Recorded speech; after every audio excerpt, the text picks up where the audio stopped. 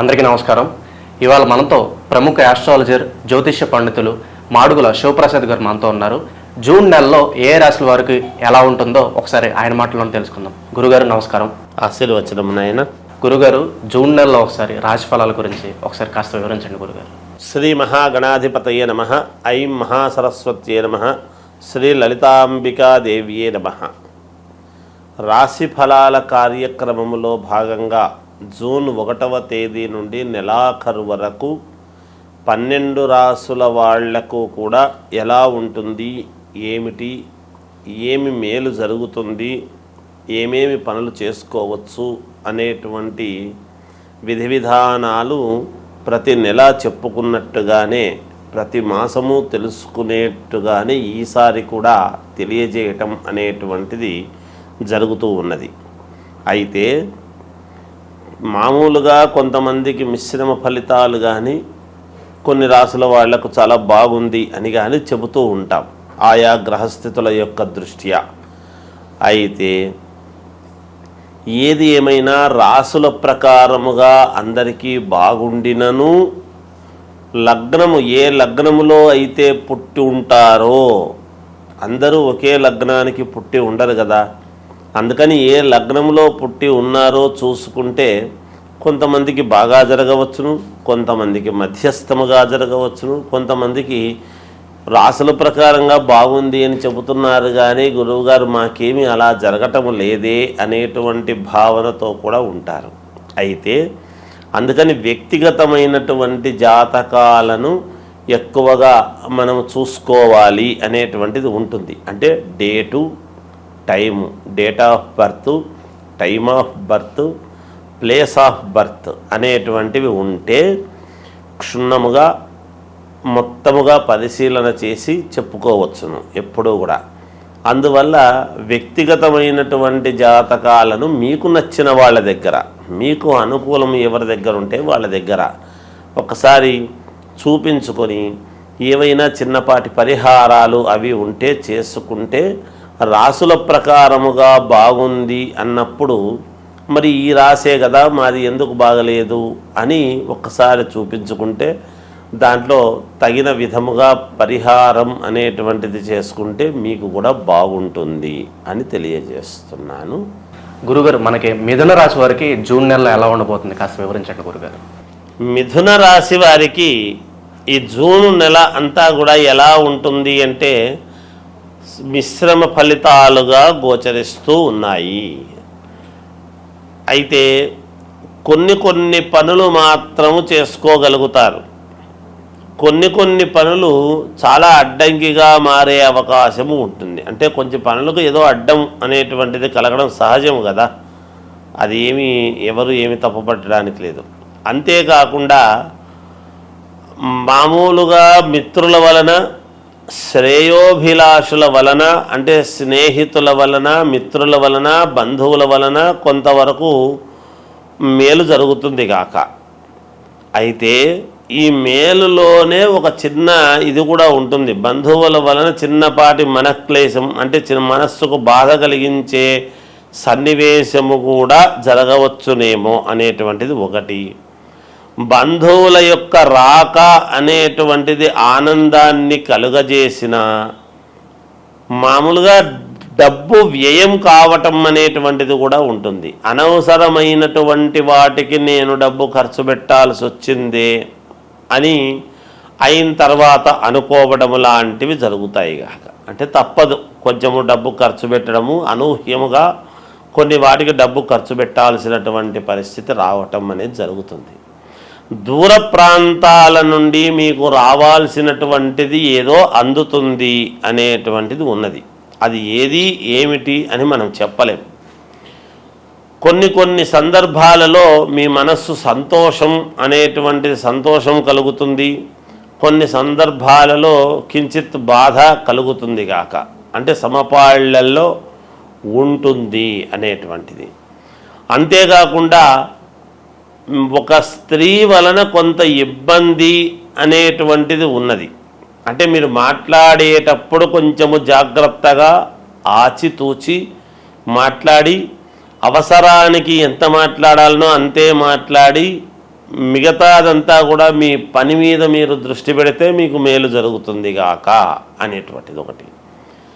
దీర్ఘకాలికమైనటువంటి బాధలు ఏమైనా అనారోగ్యమైనటువంటివి లాంటివి ఉంటే ఈ మాసములో కొంతవరకు మేలయ్యే అవకాశము ఉంటుంది అనేటువంటిది కూడా ఉన్నది.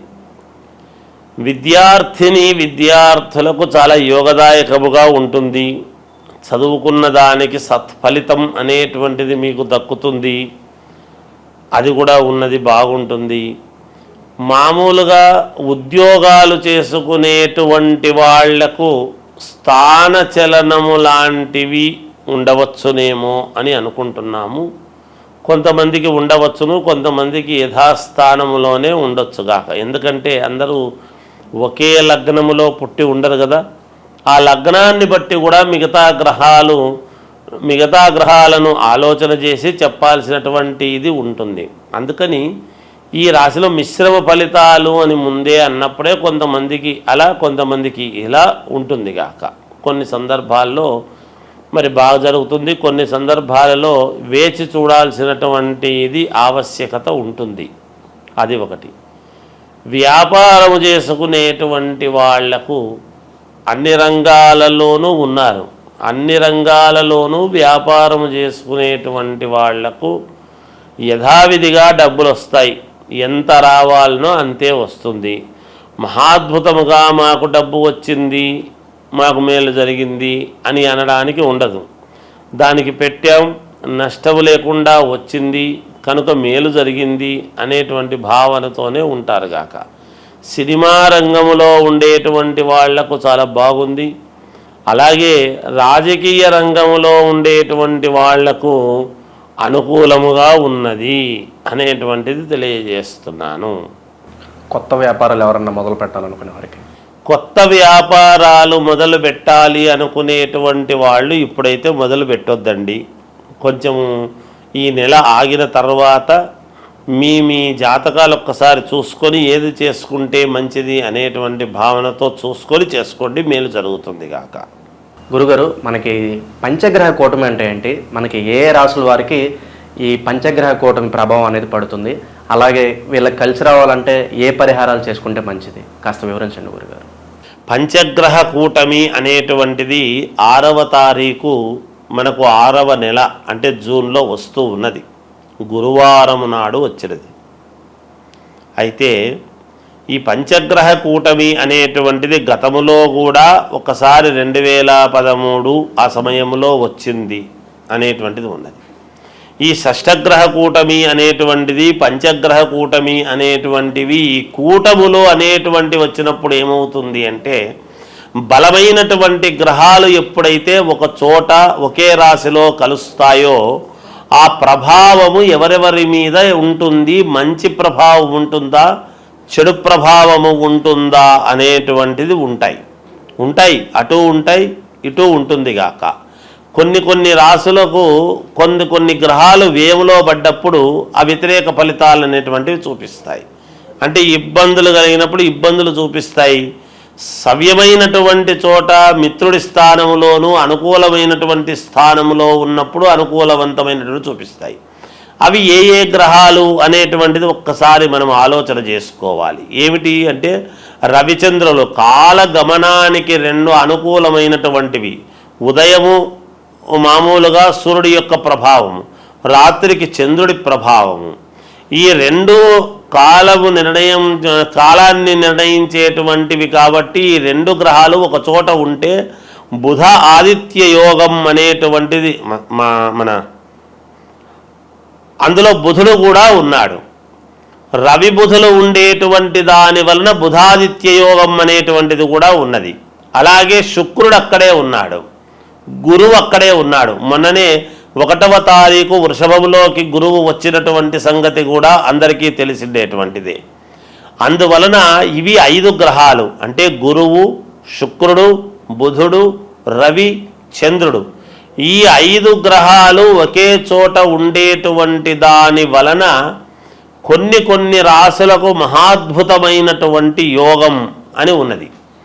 ఈ గ్రహాలు యోగాన్ని ఇచ్చేటువంటి వాళ్ళ రాసులు ఏవేవి అని మనం ఒక్కసారి గనక చూసుకున్నట్టయితే మేషరాశి వాళ్లకు మహాద్భుతముగా ఉండబోతున్నది, కర్కాటక రాశి వాళ్లకు మహాద్భుతముగా ఉండబోతున్నది, కన్యారాశి వాళ్లకు మహాయోగవంతముగా ఉండబోతూ ఉన్నది, వృశ్చిక రాశి వాళ్లకు చాలా అంటే చాలా బాగుండబోతున్నది. అలాగే మామూలుగా మకర రాశి వాళ్లకు కూడా చాలా బాగా ఉండబోతున్నది. ఇక కుంభరాశి వాళ్లకు కూడా కొంతవరకు బాగానే ఉంటుంది. అయితే ఇందులో ఇప్పుడు నేను చెప్పని గ్రహాలు ఉంటాయి కదా, ఇవి కొంచెము చిన్న ఇబ్బందికరమైనటువంటి పరిస్థితి. ఏమిటయ్యా అవి అంటే, అసలు ఎక్కడైతే ఉన్నాయో స్థానములో అన్నీ బరువైనటువంటివి ఏవైతే ఉన్నాయో వృషభ రాశికి సమస్యే. ఒక చోట కూటమి అని ఏర్పాటు చేసినప్పుడు, ఒకే చోట ఉన్నప్పుడు అక్కడ వృషభ రాశికి ఇబ్బంది, మిథున రాశి వాళ్లకు కొంత ఇబ్బందే, కొంచెము సింహరాశి వాళ్లకు కొంత ఇబ్బంది, అలాగే తులారాశి వాళ్లకు ఇబ్బంది, ధనుస్సు రాశి వాళ్లకు మరీ ఇబ్బంది. వీటి వలన ఏమిటి, ధనుస్సు రాశి వాళ్లకు ఇంకోటి కూడా ఉంది. దీంట్లో ఒక చిన్న ఇది చెప్పుకోవాలి మనం. ఎవరైనా గర్భవతులుగా ధనుస్సు రాశి వాళ్ళు గనక ఉన్నారు అంటే కొంచెము జాగ్రత్తగా ఉండాలి అనేటువంటిది ఉన్నది ఒకటి. అలాగే మీనరాశి వాళ్ళది ఇబ్బంది ఏమీ లేదు, చిన్నపాటి ఇది ఉంటుంది దానికి. ఇలా కొన్ని రాసుల వాళ్లకు కొంత ఫలితాలు ఇవ్వటములో తారుమారవుతాయి. ముందే మామూలుగా అంతంత మాత్రముగా ఉంటాయి. ఈ పనులు జరిగితే బాగుంటుంది, ఈ వివాహం అయితే బాగుంటుంది, ఈ ఉద్యోగం వస్తే బాగుంటుంది, ఈ విదేశాలకు వెళితే బాగుంటుంది, లేదా ఇంకొకటి మనకు ఇది తీరితే మనకు మేలు జరుగుతుంది, ఈ ధనము రావాల్సిండేటువంటిది ఉన్నది, ఈ పొలము మనకు వాయిదాలు లేకోకుండా మనకు మన వైపు తీర్పు వస్తే బాగుంటుంది. ఇలా ఒకటి కాదు, రెండు కాదు, అనేక రకాల సమస్యలతో ఉంటారు.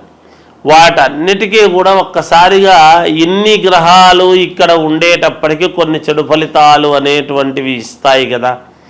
మాలాంటి వాళ్ళము ఎప్పుడూ కూడా బాగుంటుంది, బాగుండాలనే కోరుకోవాలి, కానీ భయోత్పాతమైనటువంటివి ఎప్పుడూ చెప్పరాదని నా వ్యక్తిగత అభిప్రాయం. చిన్నవి ప్రతి వాళ్ళ జీవితంలోనూ ఉంటాయి. ఉన్నంత మాత్రాన అవి పర్వాలేదు, ఏం పర్లేదు, మీకు బాగుంటుందంటే మీకు మానసికమైనటువంటి సంతోషం ఉంటుంది. కానీ మీకు ఇది బాగాలేదు, అది బాగలేదు అని చెబితే ఎలాగబ్బా, ఆర్థిక ఇబ్బందులు అనేక రకాల సమస్యలతో ఉంటారు ఈ రోజులలో. ప్రతిదీ మాలాంటి వాళ్ళము భయముతో కూడినటువంటివి చెప్పేటప్పటికీ మీకు ఏమీ పాలుపోక నిజంగా బాగుండేటువంటి ఆత్మవిశ్వాసము కోల్పోయే పరిస్థితి ఎవరికీ రాకూడదు. అందువలన చిన్నపాటి ఇబ్బందులు, సముద్రము అన్న తర్వాత అలలు, మానవ జీవితం అన్న తర్వాత ఒడిదుడుకులు ఉంటాయి, సహజం. అది దానికి ఎవరు భయపడక్కర్లేదు. కాకపోతే మీ వ్యక్తిగతమైనటువంటి జాతకాలు ఒక్కసారి పరిశీలన చేసుకొని మీకు నమ్మకం ఉండేటువంటి వాళ్ళ దగ్గర చూపించుకొని ఈ రాశి వాళ్లకు ఏమి చేసుకుంటే మేలు, మరి బాగులేని రాశి వాళ్ళది ఏమిటి అంటే ఏమీ లేదు, జపము, తపము, హోమం ఇవి ఉంటాయి. హవనం అనేటువంటిది ఎప్పుడైతే హోమం చేసుకుంటారో మీ పేర్లతో అగ్నిహోత్రుడి యొక్క సంస్కారము వలన మీరు సంస్కరింపబడతారు, మీకు మేలు జరుగుతుంది. తప్పకుండా హోమాలు సరే, ఇంకా ఏవో కొన్ని ఉంటాయి, అవన్నీ చేసుకోవచ్చును. ఇంకా ఒకటి ఉన్నది, దీని వలన కొన్ని ఇబ్బందులు ఉంటాయి.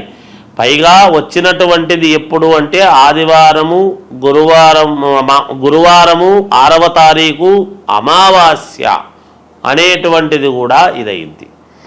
దాని వలన ఈ గ్రహాల యొక్క దీని వలన అమావాస్య కూడా గురువారం రోజు, పైన గురువు, మనకు ఏ యోగం ఇవ్వాలన్నా గురుబలం బాగుంటే అన్ని జరుగుతాయి అనేటువంటిది ఉన్నది నానుడి. ఈ గురువు అనేటువంటి వాడు ఎవరు? దత్తాత్రేయ స్వామి, వ్యాస మహర్షిని మనము గురువు అని భావిస్తాం.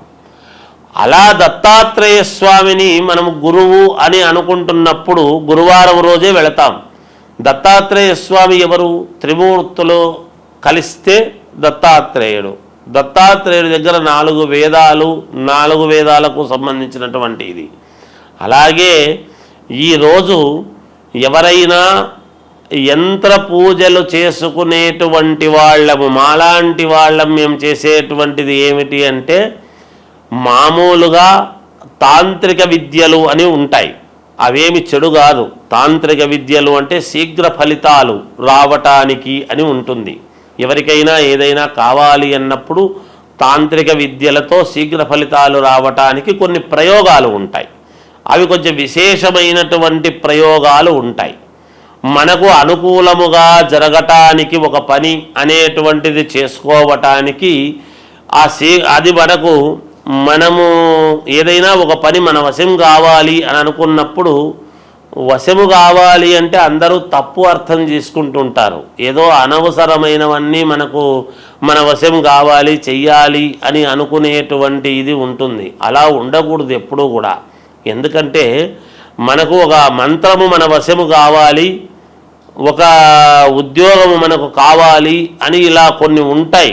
శీఘ్రముగా తొందరగా మన కోరికలు ఫలించాలి అనేటువంటివి.